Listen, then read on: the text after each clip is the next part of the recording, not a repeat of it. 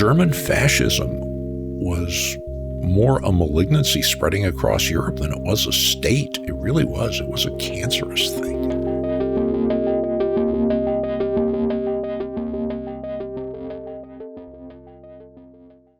My name is Harry Turtledove. I write a lot of alternate history. Some of the books I'm best known for include The Guns of the South, In the Presence of Mine Enemy, and my recent novel called The House of Daniel.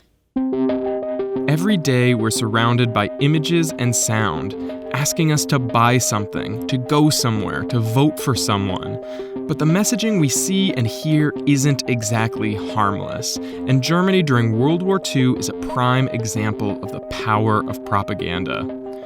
I visited the award-winning author Harry Turtledove at his home in Southern California to ask about how Hitler and the Third Reich used propaganda.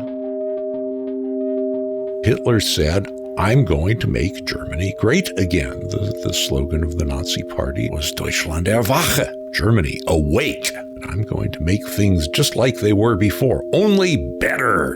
And I'll throw out all the nasty people who stabbed us in the back. After World War I, the German people were humiliated. Their economy was in shambles and their currency was rendered almost useless.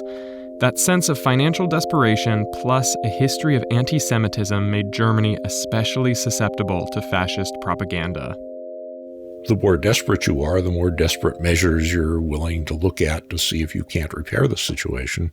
It takes a fairly fancy act of the imagination to see how Germany was going to win the kind of war that he wanted to fight. He had to get his story out there. He had to make people believe. So he got creative, using new mediums like radio to spread his message. Like this speech by Hitler, broadcast on German radio in 1939, declaring war on Poland. Hitler even took inspiration from the American media. There was a Nazi fancy slick magazine modeled after Life and Look called Signal that Goebbels' propaganda ministry printed in a whole host of languages. And this was the propaganda instrument, or one of the major propaganda instruments in the occupied countries.